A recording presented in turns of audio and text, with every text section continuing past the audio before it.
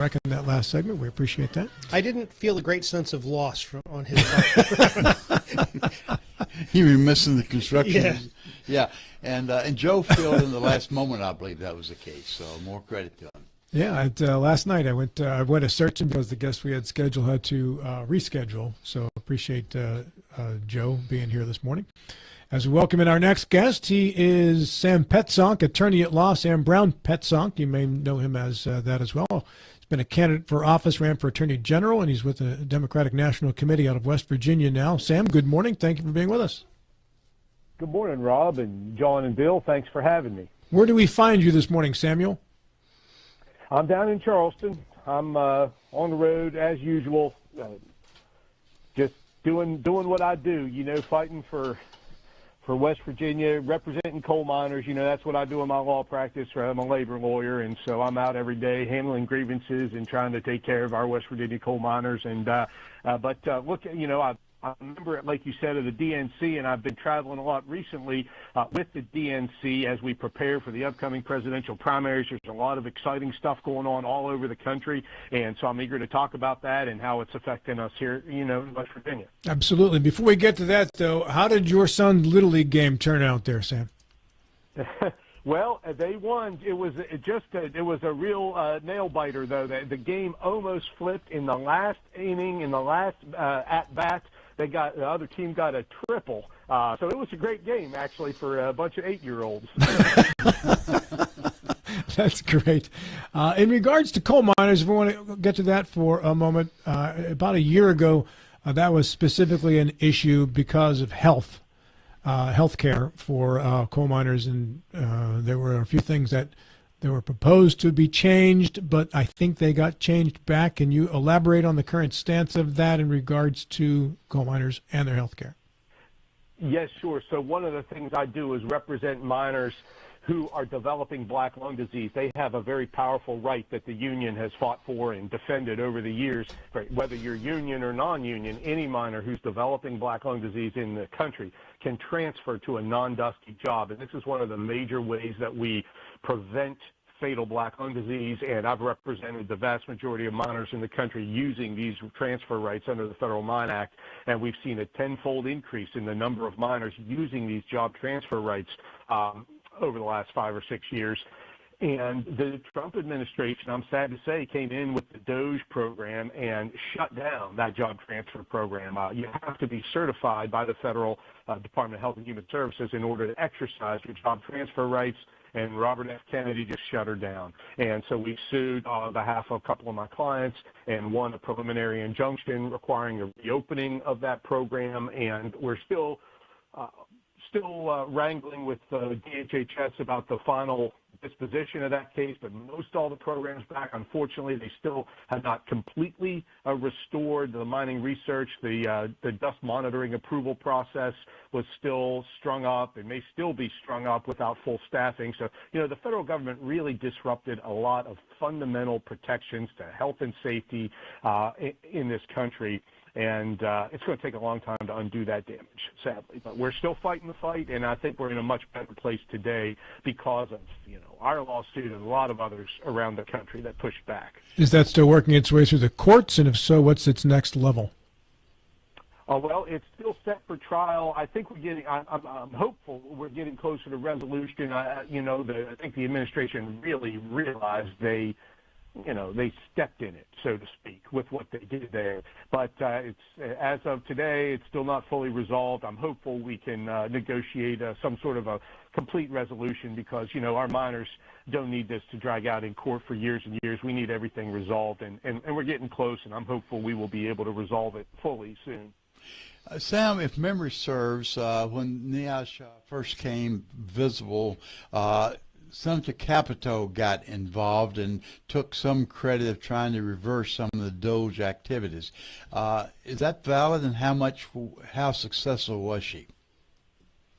Well, they were also under a federal lawsuit and an injunction by a federal district court judge to do what they did. So, they didn't really have a lot of options, Bill. But I'm glad Senator Capito saw where the ball was moving on that, and she spoke up, and And that's important in the long run because she, through her role on the Appropriations Committee, will play an important part in restaffing this and ensuring the long-term solvency of this NIOSH agency. And so it's important.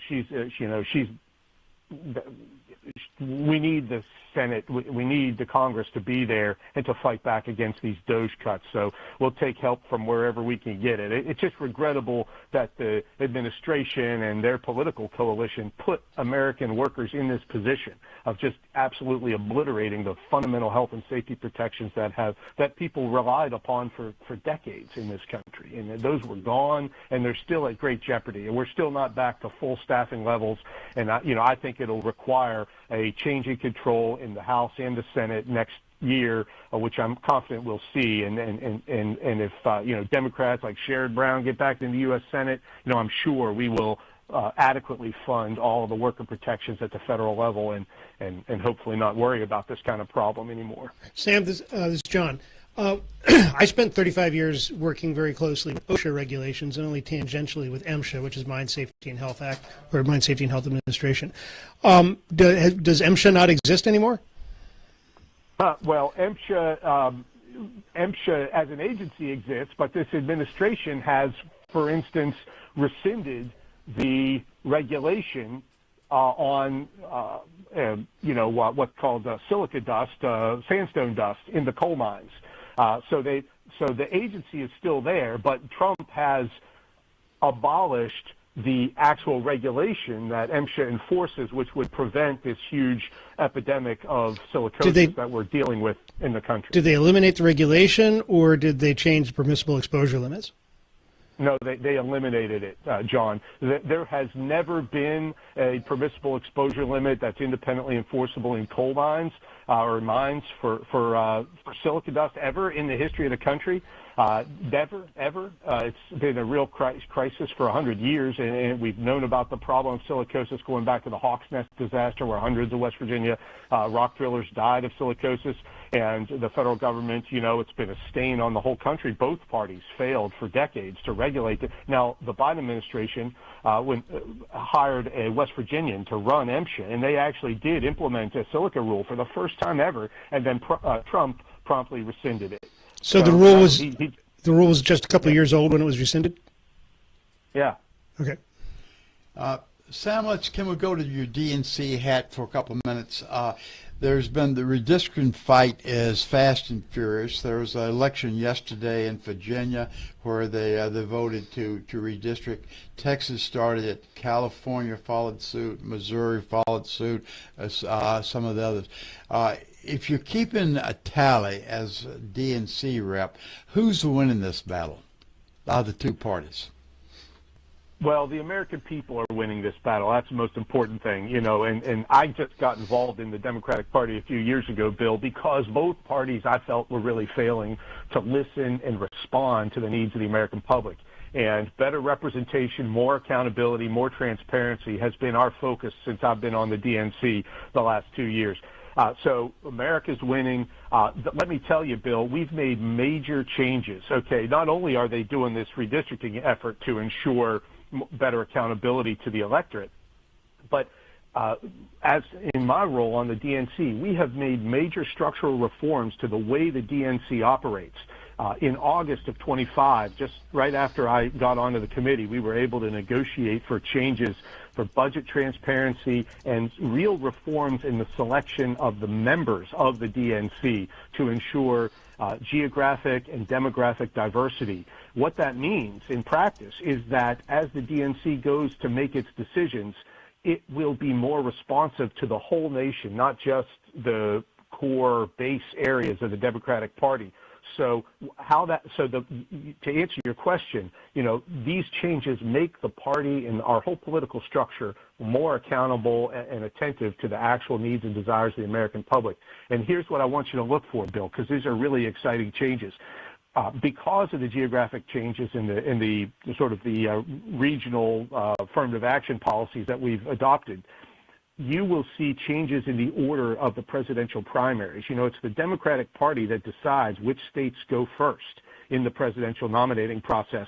And that is, imagine how different the primaries will be and the national conversation will become if candidates have to go, for instance, to Virginia or North Carolina early in the presidential nominating process and campaign and build coalitions in Wise County, Virginia, and Dickinson County, Virginia, southwestern Virginia, the heart of the coal fields. I mean, these are the kinds of changes that will absolutely alter the trajectory of our politics as a nation, and that's what I've been working for on the DNC. I'm really excited and proud of what we're delivering, and the people will see that in the coming election. Redistricting specifically, Sam, I'm a little confused when you say America's winning. We typically redistrict with a decadal stage or period once every 10 years. Now we're doing it in mid-decade, and every state's doing it for political purposes. How do you say America's winning with this change of frequent redistricting?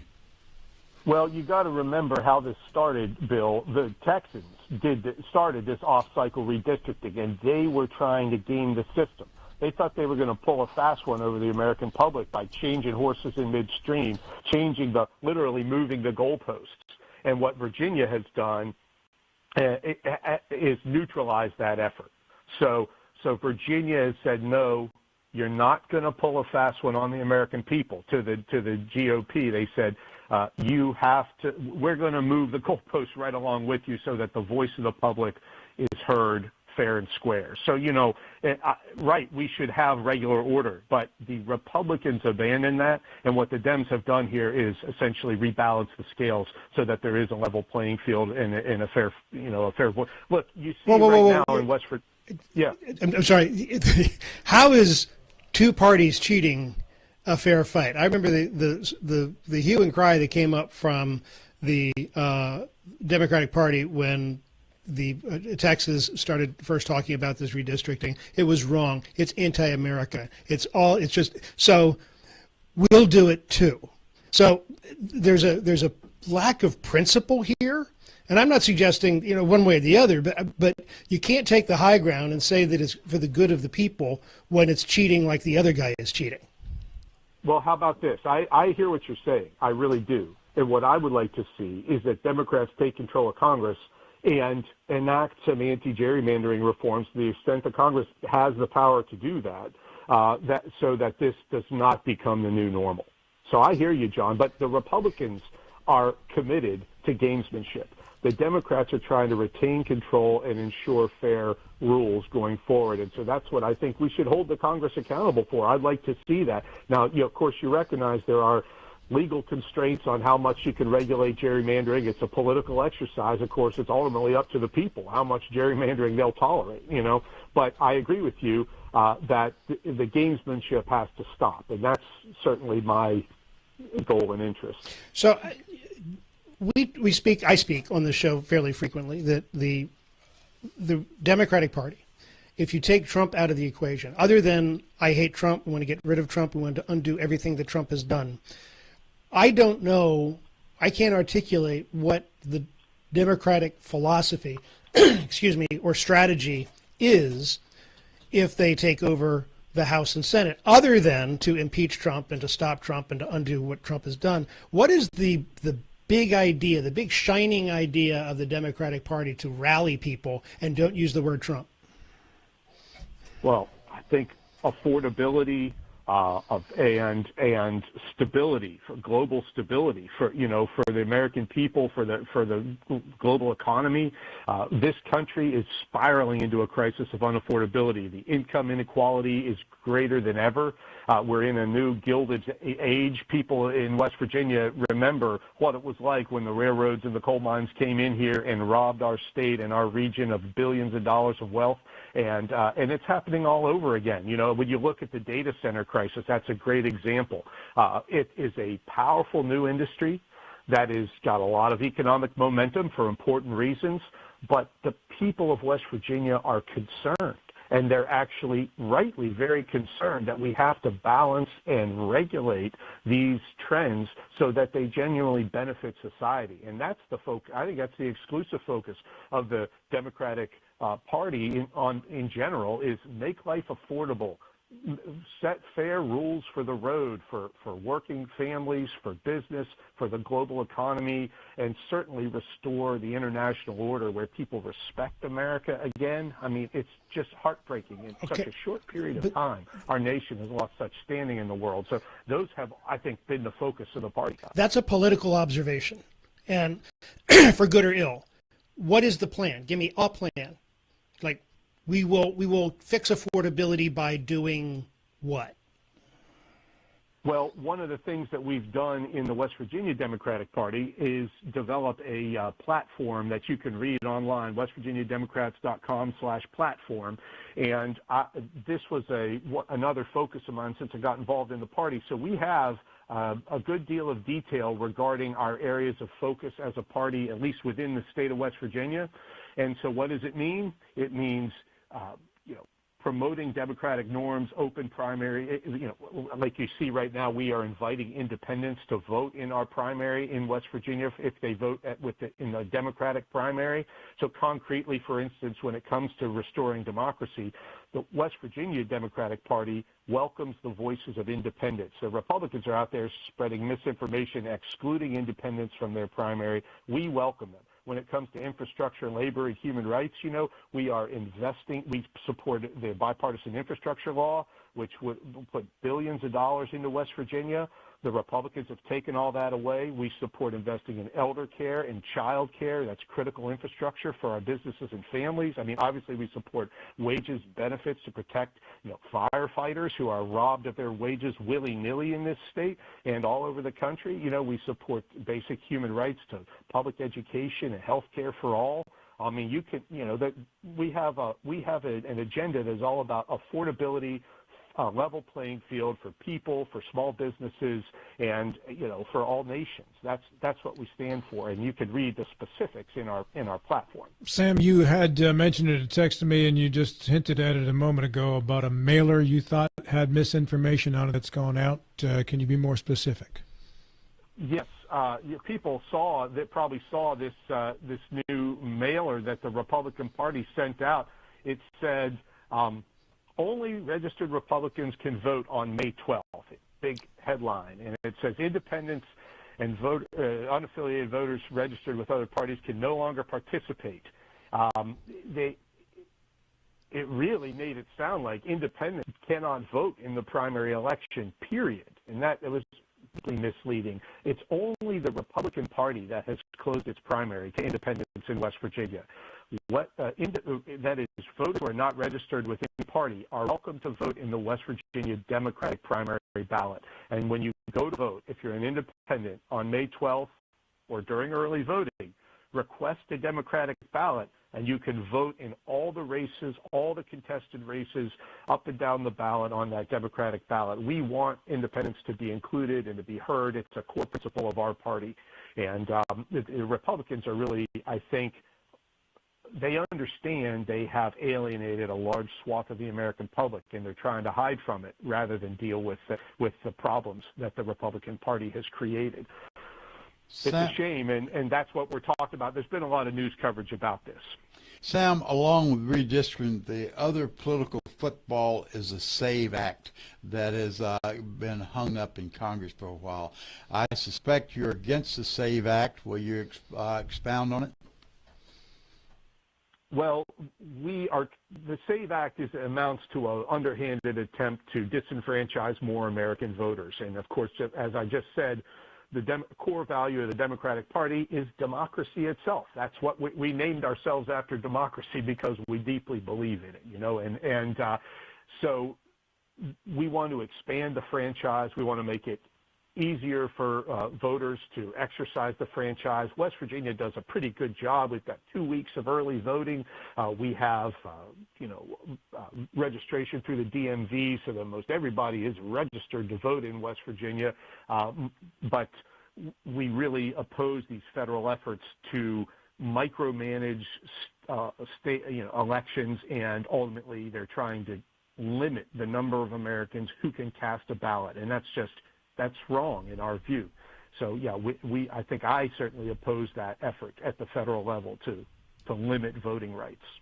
What aspect of the SAVE Act are you most against? Well, I think that the effort to my understanding about the SAVE Act is it imposes these extra verification and documentation requirements.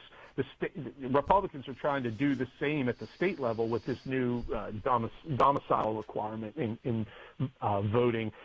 So, creating additional thresholds that people have to jump over to prove their citizenship is probably the worst part of this federal effort, and it's problematic at the state level too. I mean, historically, anti-democracy people in America implemented a poll tax. They implemented literacy tests. They said, well, if you're going to vote, you got to be able to do it responsibly in our eyes, and therefore you got to be able to pay to access. You've got to be able to prove that you can read well enough.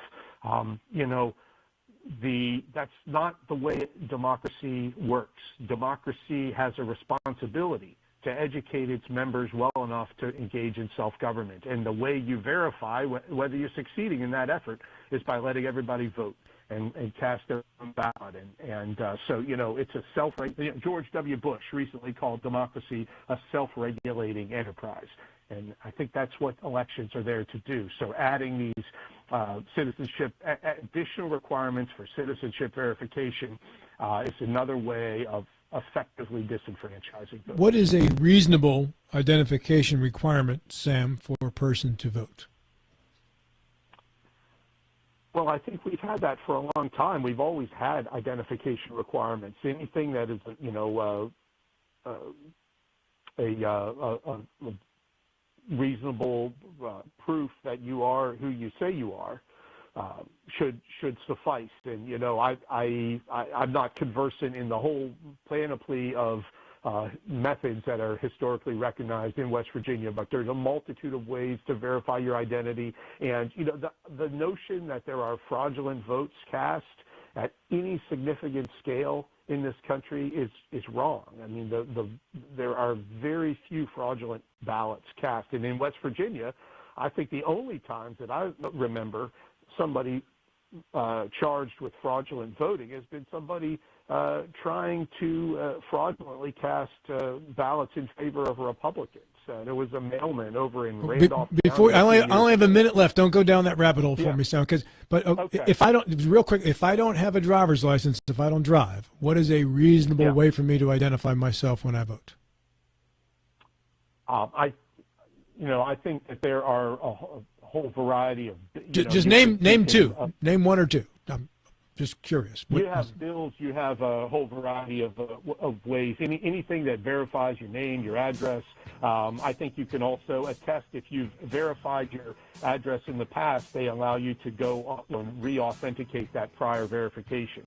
There should be reasonable but low bars to entry for voting. Sam, thank you for your time this morning. As always, I greatly appreciate your appearance on the program. Thanks, Sam. Well, I thank you guys, and I want to wish you a happy Earth Day. This is why we're fighting data centers. We need to protect this precious Earth in our communities and our neighborhoods. I got to go, Sam. I got to go. Thank you. Have a good one. Don't miss that Little League game. We are back with more